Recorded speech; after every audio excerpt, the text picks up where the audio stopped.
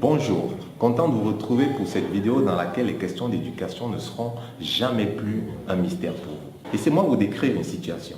Aujourd'hui, c'est le premier jour de la rentrée. Votre enfant, vous voulez absolument qu'il soit à l'heure pour les classes. Seulement, lui ne l'entend pas de cette oreille et il reste d'ailleurs scotché au lit. Cette situation vous accable et vous ne savez pas si vous devez être gentil et encourager, ou le gronder ou encore le frapper. Bref, vous l'avez compris, il vous manque quelque chose. Mais ça, c'était avant. Je vous propose dans cette vidéo de découvrir une structure simple en 4 étapes qui vous permettra d'avoir une vue d'ensemble et identifier le chaînon mental.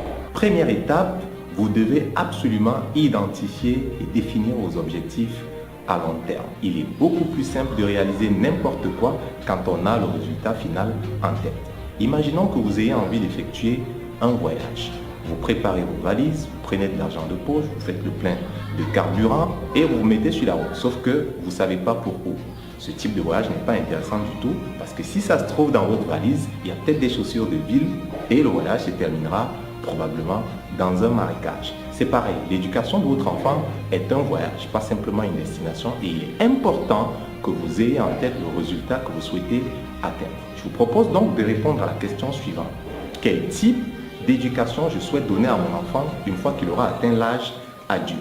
Est-ce que vous voulez une relation basée sur la confiance et le dialogue? Est-ce que vous avez envie que cet enfant soit compréhensif, gentil? Est-ce que vous voulez lui enseigner la résolution de conflits de façon non violente? Identifiez et définissez vos objectifs. À long terme, ce sera beaucoup plus facile de résoudre les problèmes qui se poseront. Dans notre exemple de tout à l'heure, l'enfant qui refuse d'aller à l'école et le parent qui veut absolument qu'il soit à l'heure pour les classes, et bien ça, c'est un objectif à court terme, je dirais même un objectif immédiat.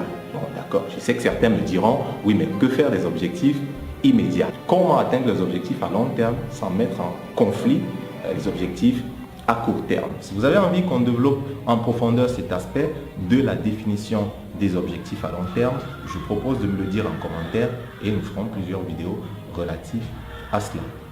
Deuxième chose, c'est que vous devez absolument donner à votre enfant une structure et de la chaleur. C'est très compliqué tout ça.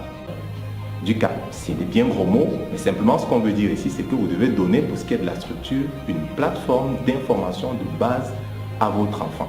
Vous savez, vous, moi, aussi bien que votre enfant, notre vie est faite de choix. Et ces choix sont basés sur les informations que nous recevons. Eh bien, si vous négligez de donner des informations à votre enfant, la télé, la rue, le voisinage s'en chargeront.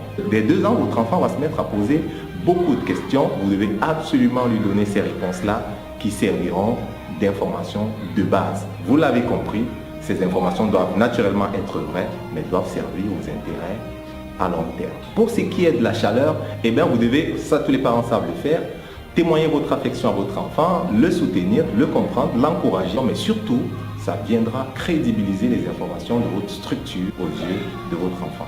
La troisième étape, c'est que vous devez absolument apprendre à comprendre les comportements et les sentiments des enfants. Vous savez, pour beaucoup de parents, les enfants embêtent. Et c'est beaucoup plus simple de résoudre un problème quand on comprend le problème du point de vue de l'interlocuteur. Alors, si vous avez un enfant de 6 mois qui n'a pas de cesse de pleurer, pour un parent lambda, eh bien l'enfant embête. Rassurez-vous, non. C'est tout à fait normal que l'enfant de 6 mois pleure. Non seulement il entraîne et travaille sa voix, il se prépare à la communication quand il sera devenu à même de le faire, mais aussi c'est un moyen de communication pour signaler aux parents qu'il y a probablement un malaise, et donc c'est tout à fait normal que votre enfant pleure. Cette partie est beaucoup plus dense et fera l'objet de beaucoup de vidéos parce que naturellement, comprendre un enfant, c'est évolutif. Un enfant de 6 mois n'est pas du tout qu'un enfant d'1 an, 2 ans, mais c'est très très simple. On abordera ça dans plusieurs vidéos. Dites-moi également en commentaire si cette partie vous intéresse. Une fois que vous avez parcouru les 3 étapes, eh bien, il devient beaucoup trop simple de résoudre les problèmes. Et ça, c'est la 4e étape, la résolution de problèmes. Par exemple, l'enfant qui ne veut pas du tout aller à l'école, le parent souhaite résoudre le problème. Vous l'avez compris dans notre exemple, si vous voulez que votre enfant sorte du lit tout de suite et aille à l'école, c'est un objectif à court terme, c'est tout à fait intéressant. Mais si vous choisissez de le frapper pour cela et que votre objectif à long terme, c'est de lui enseigner à résoudre les problèmes de façon non violente, il y a conflit. On se retrouve pour une prochaine vidéo où on rentrera en détail sur chacun de ces aspects.